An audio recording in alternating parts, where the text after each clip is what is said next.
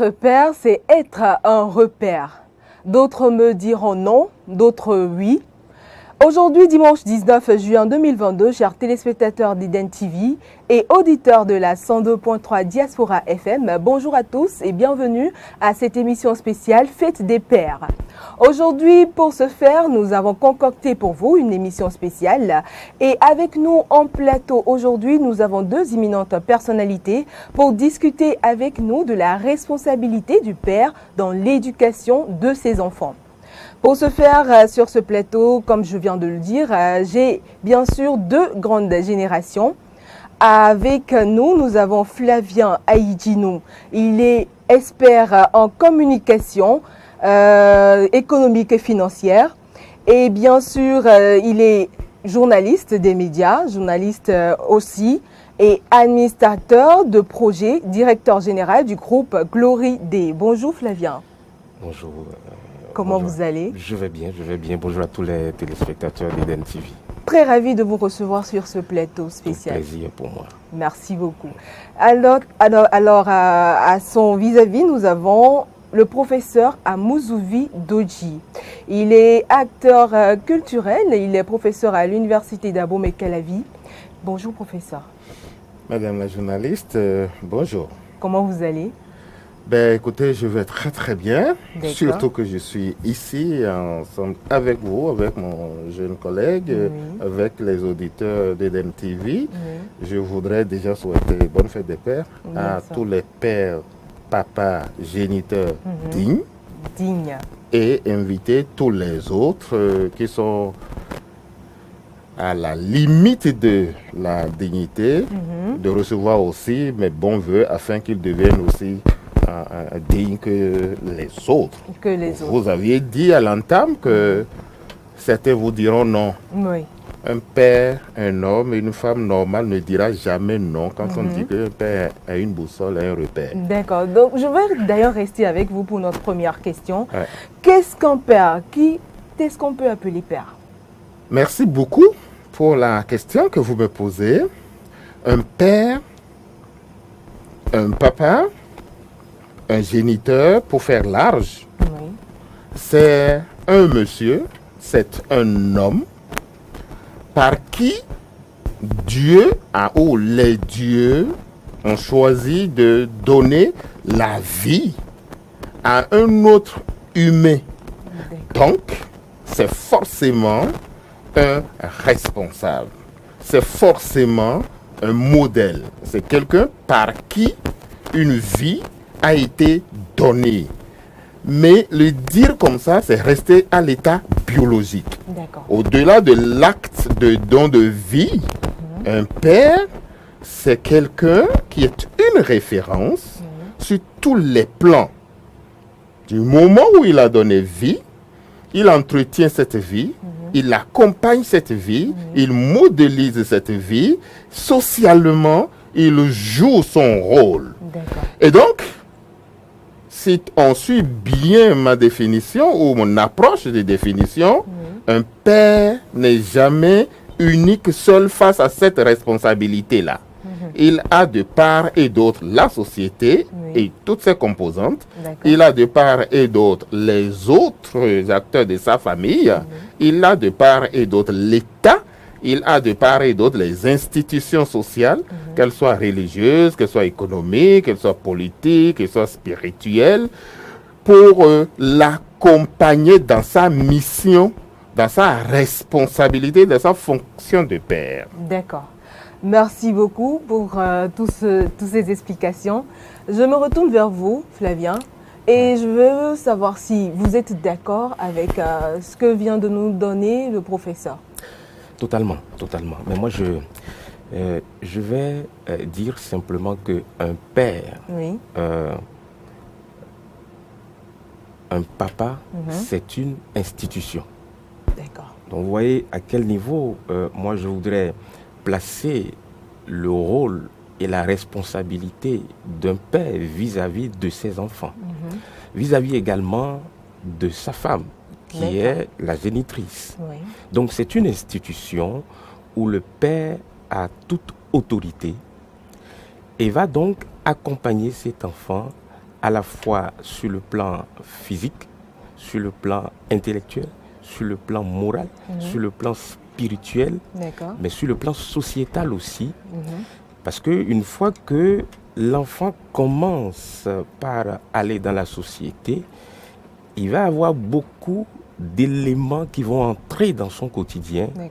Et c'est le père maintenant qui va essayer, en fonction de la ligne directrice qu'il a envie de tracer pour ses enfants, de réduire d'autres, appuyer d'autres et de repositionner les choses de telle sorte que l'enfant puisse effectivement voir son père comme modèle, comme quelqu'un qui le guide. Et quand vous observez bien, nos enfants nous imitent. Donc voilà la responsabilité, en fait, ce que moi je vois comme père. Et pour aller plus loin, pour éteigner cela, Salomon, qui a écrit le livre des Proverbes, dit « Fils, suis l'instruction de ton père, mais ne rejette pas les enseignements de ta mère. » Bien sûr. Alors c'est pour repositionner le tout. Il n'y a pas de père sans mère. Mais on voit tout de go qu'il met le père à un niveau d'autorité pour que l'enfant puisse se dire, ben écoute, au-delà de tout, j'ai mon père là. Et pour donner un exemple, souvent nos mères disent, quand on fait une bêtise, toi tu es déjà renoué. Ton père arrive. Donc l'autorité du père est indéniablement établie dans une famille. D'accord. Donc, c'est au père de conduire les enfants, au père Absolument. de leur donner la droite ligne à suivre. Donc, dites-nous réellement quelles sont les responsabilités du père dans l'éducation de ses enfants. Quand on parle d'éducation, on parle en fait de l'éducation à la vie, donc on va dire le code de conduite à la maison, dans la société, ça il ne faut pas le faire, c'est le père qui régit tout ça, qui recadre tout ça. L'éducation de l'enfant, envoyer l'enfant à l'école, c'est la responsabilité du père de payer la scolarité, de payer tout ce qui rentre en ligne de compte, le manger de l'enfant, et jusqu'à l'éducation spirituelle. C'est au père de le faire. Mais quand un père n'arrive pas à remplir toutes ses responsabilités, est-ce qu'il est un père réellement? Alors écoutez, d'abord être père, ça, il faut qu'on soit très clair là-dessus, c'est d'abord une question de choix et de responsabilité. On ne devient pas père par hasard. Et on est père parce qu'on est capable d'assumer. C'est une question de responsabilité qu'il faut assumer. Alors, pourquoi quelqu'un qui, dont la copine ou la femme tombe enceinte, il n'a aucun souci à se faire parce qu'il a les moyens de supporter à partir de la grossesse jusqu'à l'accouchement, en passant par l'éducation de l'enfant, pour que personne ne vienne entre griffes l'embêter. Donc un père qui n'assume pas ses responsabilités doit être prêt pour supporter les embêtements, les injures, que ce soit à la fois de sa femme, de ses beaux-parents, de ses propres parents, parce qu'il ira dire, écoutez, aidez-moi, mon fils est malade, ma fille est malade, qui t'a demandé de le faire? Donc, responsabilité, s'occuper de tout ce qui est, entre griffes, dépense de souveraineté. D'accord. Moi, j'appelle ça dépense de souveraineté, parce que c'est ça qui permet de savoir que ça, c'est un réel père. Quand les situations arrivent, il assume, il se débrouille pour assumer, et Dieu sait combien de pères dignes font cet exercice-là jour après jour pour le faire. Bon, à l'entame de cette émission, je l'ai annoncé, nous avons deux grandes générations sur ce plateau. Et avec vous, vous êtes d'ailleurs le plus jeune. Je voudrais savoir, est-ce qu'aujourd'hui, la jeunesse, est-ce que ces jeunes gens arrivent aujourd'hui à être des pères exemplaires pour leurs enfants? Parce que nous avons vu qu'il y a une modernisation de la civilisation. Et aujourd'hui, beaucoup vont dans leur boulot. Ils ont tellement de trucs à faire qu'ils n'arrivent pas réellement à s'occuper de l'éducation des enfants. Qu'est-ce que vous en pensez? Alors, vous savez, aujourd'hui, c'est très délicat. Tout le monde court dans tous les sens. Bien sûr. Et il faut assumer, il faut aller chercher. Il y a certains boulots, certains métiers qui demandent à ce que le papa soit peut-être absent quelques jours, ou bien rentre tard et tout. Et tout à l'heure, dans mon propos liminaire, paraphrasant le roi Salomon, je disais, fils, écoute les instructions de ton père, mais ne néglige pas les enseignements de ta mère. Donc, cela veut dire que dans ces conditions, les deux parents doivent s'entendre pour que la mère prenne le relais, le moment de l'absence momentanée du père. Et aujourd'hui, on a la chance d'avoir les réseaux sociaux, on a WhatsApp, on peut faire appel vidéo, on peut se parler longuement et recadrer les choses qui sont recadrables par téléphone. Et une fois qu'on est de retour, on remet les bonnes couches pour établir les choses. Par téléphone, donc, de mon point de vue, il y a des métiers qui sont exigeants et qui demandent une absence peut-être momentanée. Je pense que c'est au couple de gérer. Et une fois que papa est de retour, il remet les bonnes couches pour remettre les pendules à l'heure. Tout est gérable lorsqu'on a la bonne volonté, lorsqu'on a une épouse qui comprend et qui veut effectivement accompagner dans cette éducation. Mais cela ne saurait être une fuite en avant pour fuir ses responsabilités. Merci, ce qui est bien dit. Alors, je vais retrouver le professeur qui est toujours avec nous. Je veux vous poser une question indiscrète. Hein. Quel est votre rôle concrètement dans la vie de vos enfants? Comment vous gérez aujourd'hui? Avant de parler de moi, c'est toujours difficile de parler de soi. Je voudrais remercier le collègue pour tout son développement, insister pour dire que pour être père ou un père, c'est celui qui est prêt dans la tête, qui est prêt dans le cœur et qui est prêt dans la poche. Dans la tête, il faut être mature pour être père. Dans le cœur, il faut aimer pour être père. Et on dit aimer, c'est l'amour. Partager non seulement à l'enfant, mais aussi à la mère, à la famille et à toute la société. Et dans la poche, économiquement, il faut être prêt. Sinon, quand on est père, il y a problème. Dans la poche, est-ce que ça ne joue pas plus que... Non, les trois, ils vont de pair, mais il faut donner davantage de l'amour.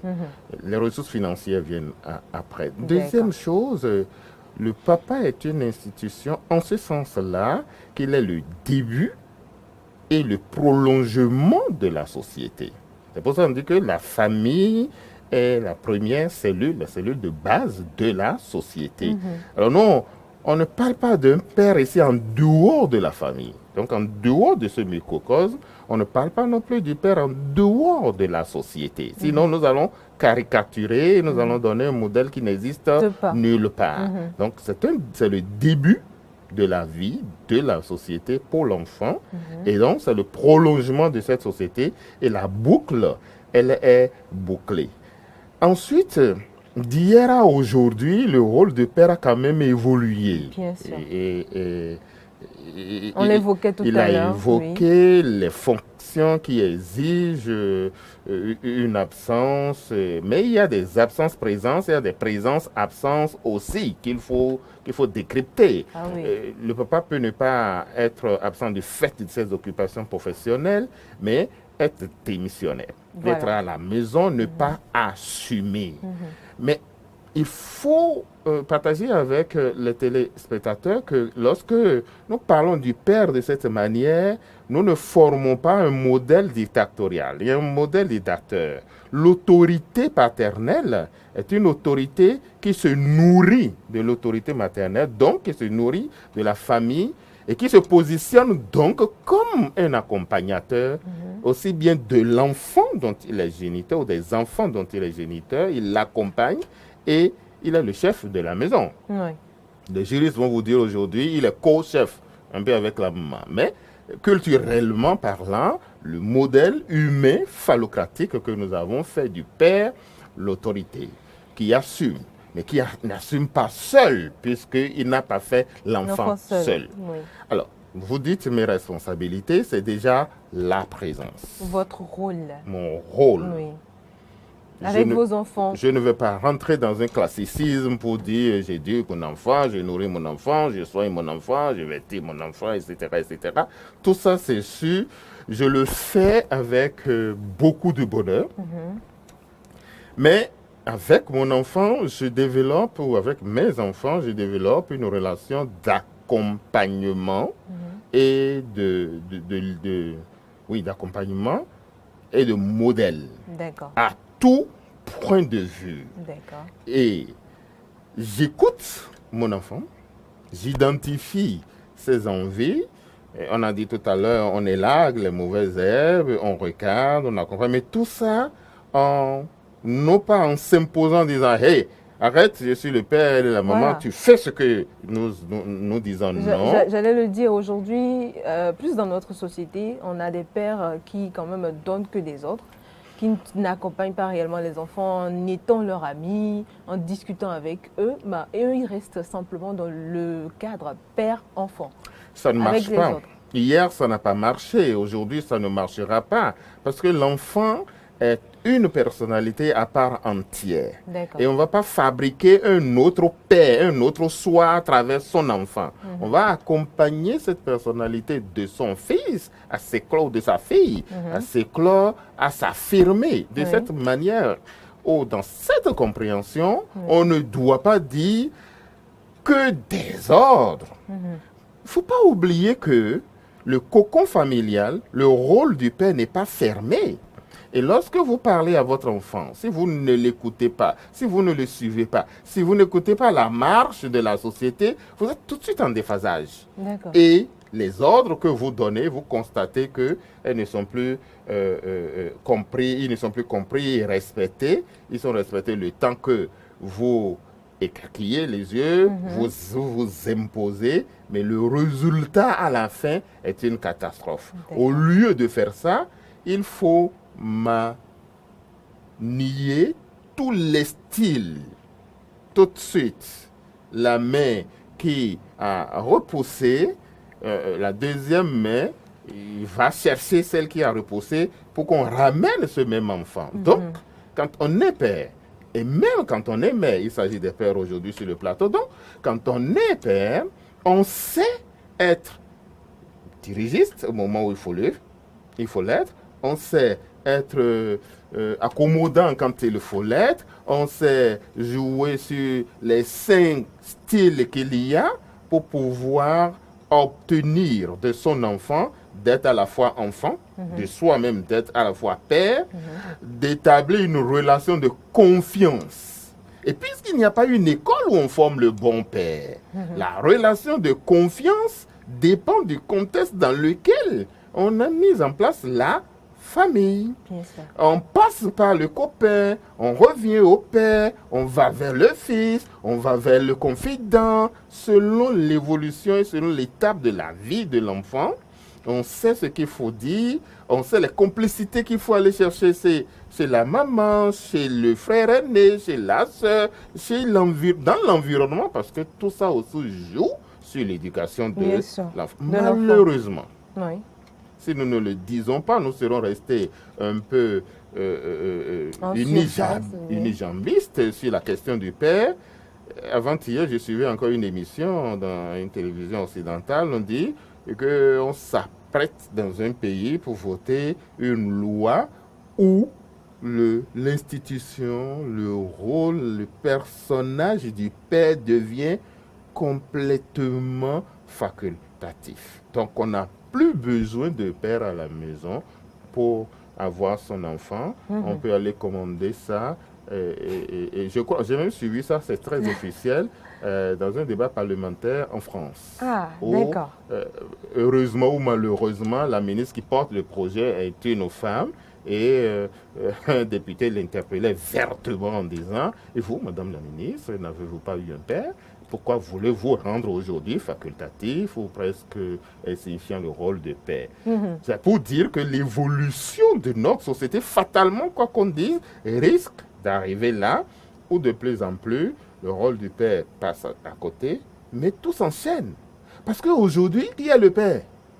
Il faut questionner ça. Il faut questionner la famille. Nous avons une famille à responsabilité limitée. On devient père de plus en plus tôt, donc de manière précoce. On n'a pas fini soi-même d'être éduqué. Et on va faire l'enfant. Quand est-ce qu'on aura le temps de transmettre les valeurs du moment, les valeurs fondatrices à cet enfant qu'on a fait? Voilà la grosse problématique. Bien sûr. Et tout de suite, je m'en vais vous demander, pour ces parents-là, très tôt démissionnaires de la vie de leurs enfants, il y a eu des familles divorcées où les parents ne sont plus ensemble. Cet enfant-là, qui résulte de cette union ou après de ce divorce, pourra-t-il lui aussi être un bon père à l'avenir?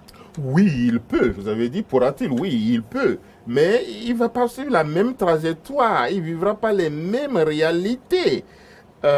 Aujourd'hui, les familles recomposées existent et sont heureuses D'accord. et accompagnent les enfants à devenir les meilleurs citoyens dans la République. On ne va pas jeter le bébé et l'eau qui a servi à laver le bébé. À laver le 1000 raisons peuvent justifier la rupture de vie conjugale. Mais la réalité que vivra cet enfant issu d'une famille monoparentale, d'une famille divorcée, d'une famille, etc., même veuf ou veuve, n'est pas la même que celle d'un enfant où le père et la mère sont là et l'ont accompagné. Parfois même, vous vous retrouvez en famille recomposée et c'est plus heureux que dans une famille où le père et la mère sont là du début jusqu'à la fin, quand ça ne se passe pas bien. Très bien. Alors, merci beaucoup pour votre intervention.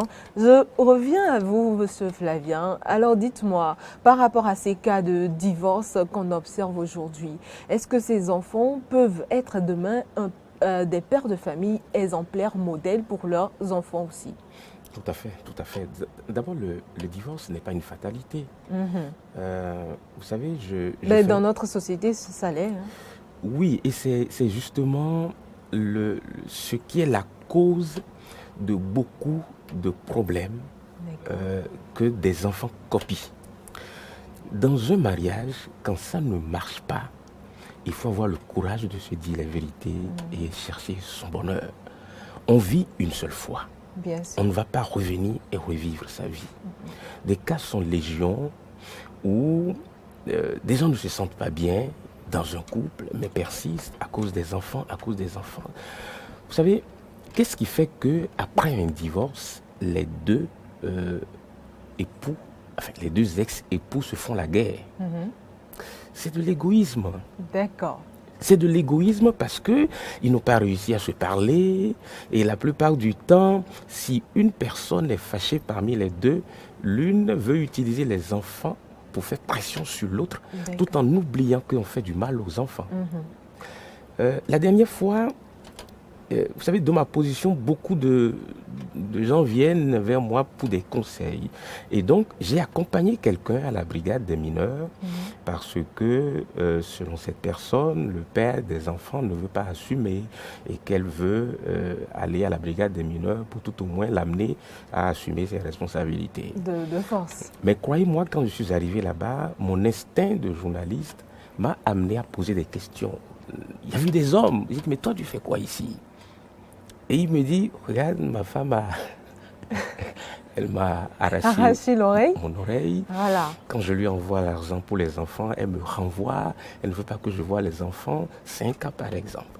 Voilà un père qui veut assumer, bien qu'il ne tente plus avec la mère de ses enfants, mais la femme refuse. Il y a plein de femmes qui sont là pour le même objet, contraindre le père de leurs enfants à véritablement assumer les responsabilités. Et tout ça, quand on va regarder dans l'historique du parcours de ces personnes, les causes sont énormes. Il peut arriver que ce soit des gens qui se sont mis ensemble, pas de façon accidentelle. On était en amitié, la grossesse est arrivée, vous devez vous mettre ensemble, ils se sont mis ensemble, ça n'a pas fonctionné. Il y a des gens...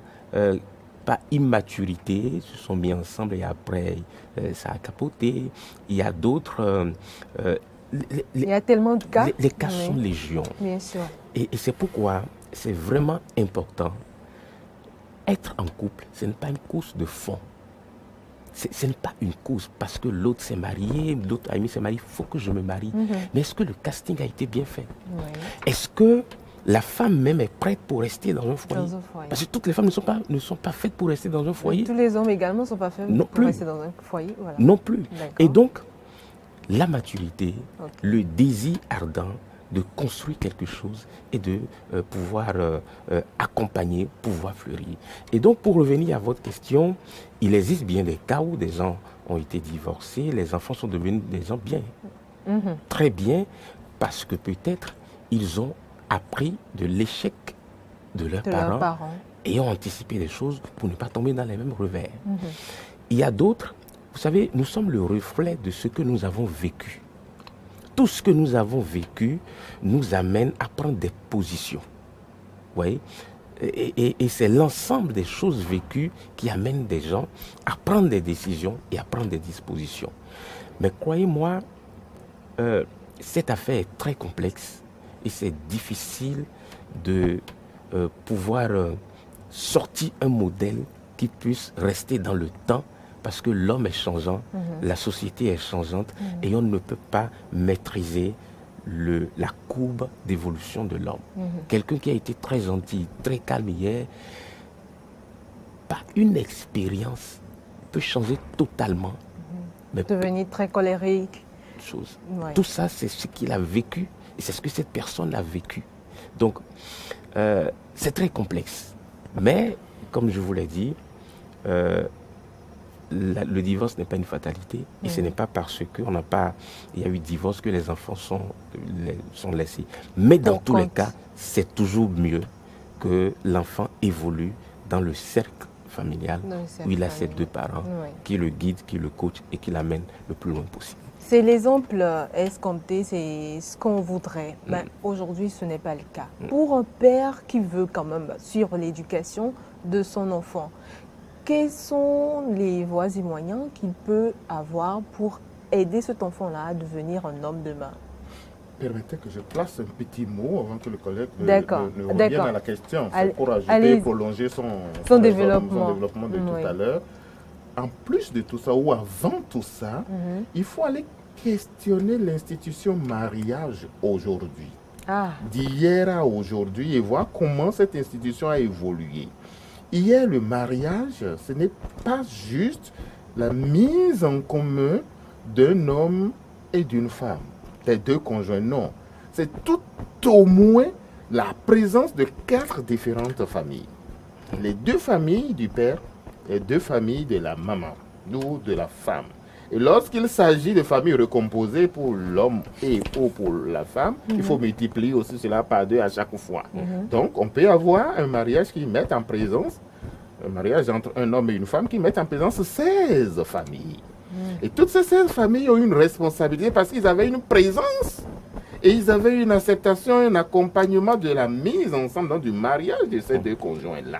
Ça signifie quoi? Que quand il y a problème à un niveau ou à un autre, ils sont là à accompagner, à réduire les risques de fractures qui peuvent exister. Aujourd'hui, avec ou sans le consentement des parents et donc de ces familles, avec ou sans la présence de ces familles, il a donné plein d'exemples, on convole en juste mousse. Quelques années après, quelques mois après, on se rend compte que ce n'est pas une affaire simple, c'est une affaire complexe, socialement compliquée. On regarde à gauche, il n'y a personne qui était là au début. Donc on ne peut plus trouver les appuis nécessaires, les conseils nécessaires pour avancer.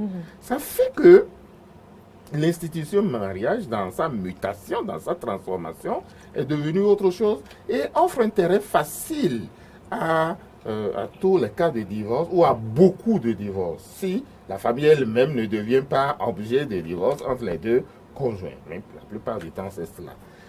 Et en ça, la modernité ne nous aide pas beaucoup. Bien non. Les lois ne nous aident pas beaucoup. L'évolution du monde, je ne dis pas qu'on veut copier les autres. Je dis l'évolution du monde, les transformations sociales ne nous aident pas beaucoup. Il faut donc que nous puissions, tous les candidats au mariage, à la vie de couple ou à la paternité, puissent puiser dans le passé avec les exigences du présent pour avoir des béquilles. Parce que c'est aussi une question de béquilles. Seul, on n'est pas bon père. C'est pas possible. On est dans un environnement et on est pris dans l'environnement. Mais on n'est pas non plus père par procuration. C'est-à-dire que on va rejeter sa responsabilité sur les autres. On devient... La responsabilité de père et ou de mère devient fatalement collective. Mais elle est fondamentalement individuelle. Et toute procuration en la matière conduit forcément à des catastrophes, dont le divorce, dont l'éducation ratée des enfants, dont tout ce que... Mais je voudrais savoir, celui-là qui doit puiser dans la société, puiser dans sa famille pour avoir des béquilles, s'il n'a pas eu une famille équilibrée, il n'a pas eu également tout ce qu'il faut pour l'accompagner, pour l'accompagnement, pour être un bon père, pourra-t-il Il n'est pas réellement possible Oui. que dans une famille, Oui. que dans l'historique ou l'histoire d'un homme ou d'une femme, Oui. on ne retrouve pas des individualités Mhm. prêtes à vous accompagner dans... Mais aujourd'hui, le bon sens. je pense qu'il y en a, hein, puisqu'il Non. y a des familles, il y a des personnes qui sont vraiment éloignées de leur Je famille. suis sociologue, Oui, je vous parle de nos sociétés. d'accord, Il n'est pas, c'est juste une vue d'esprit. d'accord. Tout dépend de comment vous êtes devenu adulte, de comment vous êtes devenu père ou vous voulez devenir père. Mhm. Si vous avez tourné le dos à tous ces gens, c'est pas possible que vous retournez les voir. Voilà. Si vous avez coupé les ponts, c'est pas facile. Mais il n'est pas possible qu'on coupe, dans nos réalités africaines, qu'on coupe brutalement ou qu'on coupe systématiquement le pont avec tout le monde. Et un malheur ne frappe jamais tout le monde à la fois. Il y aura ceux qui resteront vivants pour enterrer les autres. Quand on cherche bien, on trouvera un nom quelque part. On trouvera même un ami à la famille. Pardon, quelque part. D'accord. Tout ça, ça fait partie de la famille. Ok. Ne restons pas juste au niveau de son Père, père et sa de mère. sa mère. Il faut D'accord. prendre la famille façon et globale. ensuite il faut prendre la société. D'accord. Avec tout ce que ça comporte, on trouvera quelqu'un. Ensuite, si on ne trouve pas dans la famille, on trouvera dans les institutions. Ouais. À l'église, il y a des gens qui auront une bonne oreille pour vous écouter. Pour vous écouter. Au couvent, il y a des gens qui ont une bonne oreille pour vous écouter parce qu'eux, ils ont fait les expériences. Ils vous parleront, ils vous prendront comme leur enfant. Pour vous donner des À conseils. la mosquée, À la- pareil. à la mosquée. Dans les ministères, si ces institutions que j'ai citées, toutes les institutions que j'ai citées jouaient leur rôle convenablement, il y a dans les ministères, ministère de la famille, des directions, les centres d'assistance sociale, de promotion sociale qui sont là pour vous écouter, pour que la société fonctionne. Parce que vous, en tant qu'acteur, vous avez bien fonctionné, la société finalement fonctionnera bien. Bien. Mais je ne veux pas sortir le mot, mais je suis obligé, par souci pédagogique, si on veut copier l'autre, si on veut s'occidentaliser, si on veut dire non, je me suffis à moi-même, seul je peux faire mon affaire et qu'on ne s'ouvre pas vers les autres, on ne fait pas une société. Un individu seul ne fait pas une société. Donc, on se déshumanise, on se désocialise et on devient soi-même un propre problème, son propre problème. Donc, à la question de savoir si ce risque existe, je dirais tout de suite non, il n'existe pas dans une société normale. J'insiste sur le mot normal. Et nous sommes dans une société normale. Normal, oui. Et au pire des cas, il viendra vers vous, il viendra vers Eden TV, il recevra de bons conseils De pour bons assurer conseils, sa certainement. paternité, c'est sûr. Merci beaucoup. Mais on ne va pas oublier la question. Non, pas du tout. On n'oublie pas, c'est pour cela que je me retourne toujours vers vous. Comment cet individu peut-il prendre, par quels moyens peut-il prendre pour vraiment assurer l'éducation de cet enfant-là qui est aujourd'hui loin de lui, mais sur qui veut-il veiller? Alors, tout est dans le dialogue et dans la négociation. Ah, Oui. il faut négocier aujourd'hui les pour cas, voir son enfant. Ça dépend du cas. Je vous ai dit, à chaque cas, il faut appliquer une posologie. D'accord. Quelle est la relation qu'il y a entre la mère qui peut-être garde l'enfant Oui. et le père qui est loin de l'enfant? Quel est leur historique? Est-ce que la mère veut que le père voit toujours son enfant? Il y en a qui abusent et qui ignorent qu'il y a l'existence des lois. À moins que le tribunal décide clairement que telle personne, à cause de ci et ça, n'a pas le Voilà. droit de voir l'enfant ou d'être éloigné de son De enfant. Ce qui Ça, est le c'est cas rare. des cas rares. Mais lorsqu'un père veut voir son enfant et qu'il y a des blocages de la belle famille, il y a des moyens de recours. Et il va utiliser ces moyens de recours légaux pour pouvoir assumer et assurer sa responsabilité. Après, il y a des considérations qu'on ne peut pas toujours maîtriser. Qu'on ne peut pas toujours mettre. Dieu sait qu'il y a des gens qui sont dans des cas compliqués Oui. où la belle famille a le pouvoir et peut l'empêcher véritablement de le faire. De faire. Mais je souhaite bonne chance et beaucoup de courage à cet Et type. ça, je peux vous dire de ma position que Oui. ça finit toujours pas finir. Ouais, Ah, Toujours. ça finit toujours pas finir. finir. C'est-à-dire qu'il y a toujours une fin. Il y a Oui, toujours toujours, une fin. Ce toujours. que nous disons là, c'est le cas de la minorité, le temps que l'enfant lui-même devienne majeur. Et comprenne les choses. De 18 ans, comprenne un certain nombre de choses. Et c'est lui qui recherchera ou son père ou sa mère. Voilà. Et qui va même chercher à mettre les deux ensemble. Finalement, tout finit par finir. Toujours. Mais est-ce qu'on a le temps et la patience? C'est là où tout se joue dans la tête, tout se joue dans les contextes et les réalités qui nous ont amenés à ne plus être ensemble, père et mère, pour éduquer l'enfant. Maintenant, il y a aussi d'autres réalités. Il y a des moyens sociaux. Et je suis heureux qu'aujourd'hui, la disposition d'esprit des juges est une disposition d'esprit qui met l'enfant au milieu, au centre des préoccupations et qui cherche à négocier, qui cherche à rapprocher, qui cherche par tous les Pas toujours à moyens détruire. possibles. Non, pas du tout. Qui cherche dans ce qui est bien pour l'enfant à ramener les parties les plus dures, les plus extrémistes, pour les amollir un peu et tout. Tout est mis en place pour aller dans la négociation. Alors, ma question suivante qui vient, je voudrais, je ne sais pas pour qui, hein, comment vous pouvez intervenir dans la vie de vos enfants, dans tous les aspects? Je parle plus sexuellement. Oui. Par quels moyens ou quels sont les comportements que vous adoptez, d'accord, pour discuter de ces sujets-là avec vos enfants? Tout dépend de l'âge, du niveau où l'enfant se trouve dans son évolution, de sa classe. Parce qu'aujourd'hui, des pères sont vraiment inconfortables dans la discussion avec leur enfant. Ils n'arrivent pas à aborder ces genres de sujets. Et ce qui amène à aujourd'hui des cas de divorce, hein, puisqu'ils n'ont pas su éduquer les enfants sur cette route, ils n'ont pas su leur dire ce qu'il faut à temps. Et donc, ils se lancent. Ils ont des familles, ils ne savent pas, ils n'ont pas de prérequis également, donc ils ne savent pas comment faire et tout bascule. Je vous remercie pour la question que vous posez. Il faut déjà démystifier un ensemble de choses sans les banaliser. Il faut ensuite mettre un mot sur chaque situation, c'est-à-dire communiquer. Dans tous les cas, il faut communiquer. Et notre société, très tôt, a voulu faire du sexe ce qu'il n'est pas en réalité. Et c'est le moyen que nos parents ont trouvé pour le maintenir dans le respect, la responsabilité et l'importance qu'il faut lui accorder. On a fait de lui une affaire tabou. On a fait de lui une affaire sacrée. Elle est sacrée. Mais avant d'être sacrée, c'est un organe. Chez l'enfant, chez l'homme et chez la femme.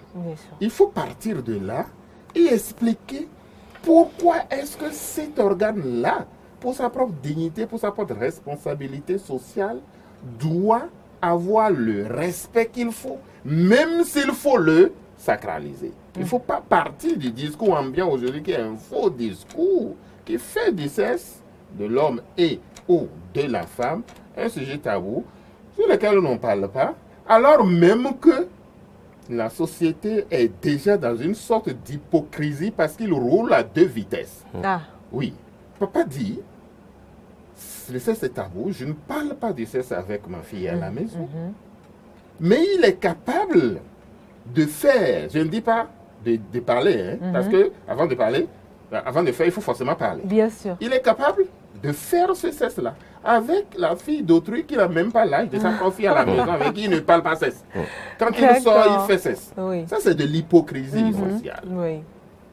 Il faut simplement, pour déconstruire ce discours-là, garder toute l'importance, la fonctionnalité, le respect, la dignité dont il faut entourer le sexe, mais ne pas tout de suite dire qu'il est tabou parce que les réseaux sociaux ont déjà tout ouvert. Bien sûr. Les livres ont tout ouvert. Les stars, les cinémas, la télévision, ils ont tout ouvert. Quand vous dites à l'enfant que c'est tabou, à la limite, par respect, il se tait. Si on dit, mon papa est vieux jeu, il ne sait pas de quoi, etc., etc. Donc, quand on est dans un rôle de père, il n'y a pas de solution miracle qui passe partout. Un soupir, une image à la télévision peut vous permettre de démarrer Une une discussion. communication, une discussion sur l'affaire. Un mot, le portable, s'il a l'âge d'avoir un portable, une photo dans un journal, Une situation. toute chose peut vous amener à engager à dose homéopathique petit à petit la discussion avec votre enfant selon le niveau de son niveau d'évolution. Vous avez parlé tout à l'heure de l'âge. Selon son âge, Oui. oui. Écoutez, il n'y a pas d'âge. Ah. Je ne parlerai pas, j'ai dit selon l'âge. Lorsque mon enfant de 5 ans vient à moi et me pose une question par rapport au sexe, ou qu'il est devant son dessin animé et qu'on commence à parler de toutou, on commence à parler de zizi, et qu'il me pose la question ou que je suis présent, je dis, ah, c'est ce qu'on appelle toutou, on ne touche pas. D'accord. Et dès que quelqu'un te parle de ça, que ce soit ici à la maison ou à l'école, immédiatement tu en parles à maman, immédiatement tu m'en parles, etc., etc. Et très tôt, je lui mets ça en tête, déjà à 5 ans. Ok. Mais si c'est à 10 ans qu'il vient me voir avec ça, si c'est à 8 ans qu'il vient me voir avec ça, je corse un peu plus le discours. D'accord. C'est pourquoi j'ai dit, c'est relatif. Selon l'âge. C'est selon l'âge, c'est selon le niveau, c'est selon les contextes. Et c'est selon les milieux d'où le problème est arrivé. Mon enfant vient de la catéchèse avec un tel problème, c'est dans les ressources bibliques que je vais chercher des éléments pour l'accompagner. Mais je ne me bloquerai pas. Les pères qui nous écoutent maintenant, s'ils refusent la communication, le dialogue, la discussion, pour Surtout n'importe quelle sexuelle. raison, pour n'importe quelle raison, la rue le fera à leur place. Voilà. Et la rue, pour le fait très mal. Ça va leur échapper. Il faut donc chercher les voies, les moyens qui correspondent au niveau d'évolution et au contexte de votre enfant pour nécessairement faire la discussion. La discussion. Soit de votre initiative, soit de son initiative, soit de l'initiative du contexte tel qu'il vous amène. Ne jamais fuir et fuir absolument La discussion. La discussion. Cela dit, ce n'est jamais facile. Moi, je viens de faire une très belle théorie. Quand vous êtes dans le feu de l'action, que l'enfant est devant vous, vous bégayez, c'est clair. Bien sûr. Mais dans le bégaiement, il faut trouver, C'est finir par trouver son difficile. mot pour dire. Ouais, Il c'est- faut dire, il faut communiquer. Donc souvent c'est difficile de dire Ah non, c'est compliqué. à l'enfant que ça c'est toutou, ça c'est kiki, c'est À 18 difficile. ans, vous n'avez aucun problème. D'accord, À 20 ans, vous n'avez aucun problème. À d'accord. 25 ans, vous n'avez aucun souci. Bon. Mais quand c'est à 5 ans qu'il vient vous voir avec ça, vous respirez profondément. Ah. Et la manière dont c'est venu, vous engagez parce que vous êtes plus expérimenté. Mais D'accord. si vous fuyez le débat, il va vous rattraper à un moment où ce n'est pas du tout bon pour vous. D'accord. C'est pas Ou facile. peut-être tout était déjà gâté. Exactement, c'est un moment où c'est compliqué. D'accord. Alors, Monsieur Flavien, dites-nous, vous, Oui. vous parlez avec votre enfant à quel âge? Alors, déjà, le professeur a bien théorisé. Et je vais ajouter en disant que les enfants d'aujourd'hui sont hyper intelligents. Très intelligent. Je ne sais pas d'où leur vient cette intelligence, Peut-être la tech. mais mes enfants me disent des choses, je me dis, mais attends, je rêve ou bien je tombe des nues Bien sûr. avec un niveau de langue soutenu. Soutenu, oui. Et c'est vous dire que les enfants sont intelligents, ils apprennent les choses à la télé, vous n'êtes pas tout le temps là, dans leurs dessins animés. Et malheureusement, aujourd'hui, certains dessins animés deviennent des poisons. Et si on ne sait pas faire, c'est ces dessins animés, on dit des dessins animés, c'est pour les enfants, les gens mettent des choses dedans pour atteindre des objectifs. Bien sûr. Tout à l'heure, le professeur a parlé de ce projet de loi au Parlement français. Tout ça, c'est téléguidé et nous savons en suivant les regards. Bien sûr. Et donc, ils ont commencé par infecter les dessins animés Bien sûr, par ces aujourd'hui ou même, idéologies. Et tout. Donc, on doit faire attention. D'accord. Ce qui rend davantage important la discussion, la communication avec les enfants. Bon, il est vrai que moi, mes enfants, mon aîné a 14 ans, et donc je le surveille et je cherche les opportunités pour placer 2 ou 3 mots en fonction évidemment du contexte pour ne pas non plus aller trop vite en besogne et poursuivre également son rythme. Donc tout est dans surveiller les contextes, s'il vient à vous, tel que le professeur l'a dit, et trouver des opportunités pour résoudre des problèmes précis, placer des béquilles pour que, en cas de survenance de cette situation, l'enfant retourne vers vous pour avoir la bonne information. C'est très important. Parce que qu'on le veuille ou pas, la société va lui enseigner des choses. Les amis vont lui enseigner des choses. Mais il doit se dire, mon repère, c'est mon père. Il doit me dire la bonne information. C'est ce que je crois. Merci pour votre intervention. Nous sommes presque à la fin de cette émission. Nous égrenons déjà les dernières minutes. Alors, pour vous, professeur, quel est le conseil à donner à ces pères-là aujourd'hui qui nous regardent et qui veulent être un bon père, mais peut-être par force des choses n'y arrivent pas? Je dirais au père qui me suit, au père en devenir qui me suit,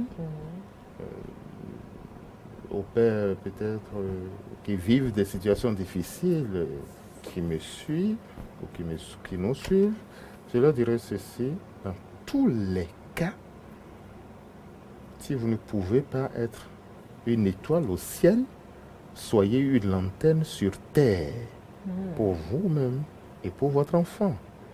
Que fait l'étoile? Que fait la lanterne? Elle est claire. Elle est claire. Débrouillez-vous pour être une source de lumière pour vos enfants. Forcément, vous l'êtes pour vous-même. Je leur dirais que être père, c'est à ces 3 niveaux. Si ils n'ont pas assuré la tête, le cœur et la poche, et qu'ils sont devenus pères, il n'est jamais tard jusqu'au moment où ils suivent cette émission-là. Mais si après ça, ils continuent de dire c'est foutu, là c'est trop tard. Ce qui est passé jusqu'au moment où vous leur offrez cette émission, c'est pour leur dire, c'est maintenant le moment de se lever, de rattraper, de prendre en main la charge paternelle qui est la tienne ou qui est la leur, et de le faire simplement, de le faire dignement. Quand je dis simplement et dignement, il ne faut pas le faire en tenant compte de l'autre. Chaque père est unique.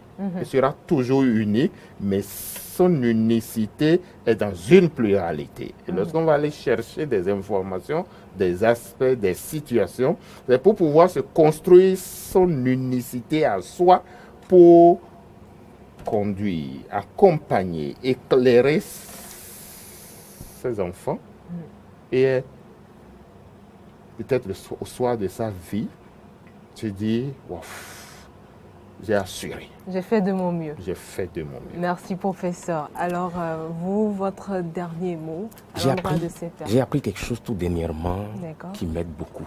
Ah, partagez avec nous. Ma relation avec X ne doit pas influencer ma relation avec Y.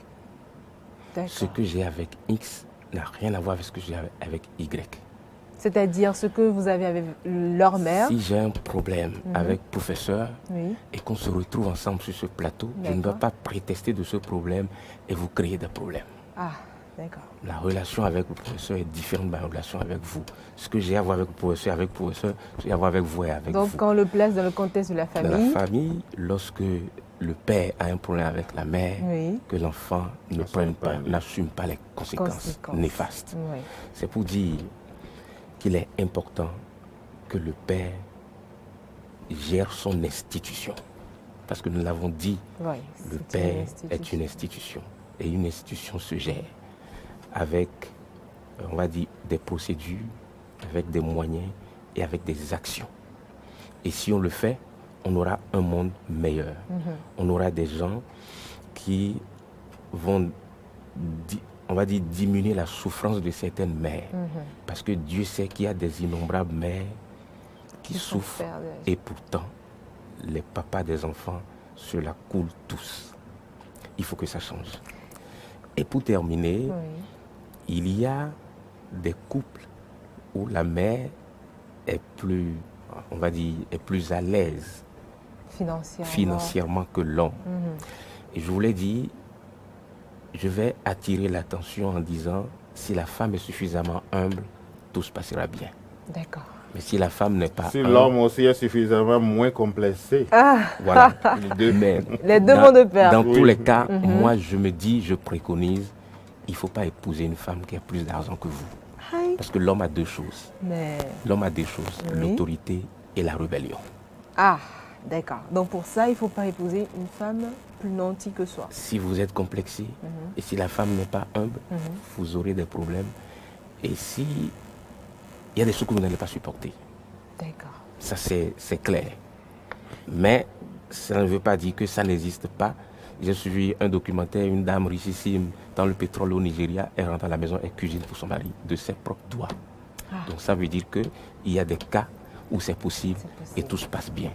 Mais tout dépend de l'humilité de la femme, de son amour et de l'absence de complexe de l'homme et qui comprend les choses. Et qui comprend les Je choses. connais des théories, je connais des thèses ou des positions qui disent, des hommes qui disent, si mon épouse quelque part n'est pas plus que moi, il n'y aura pas d'équilibre dans le foyer.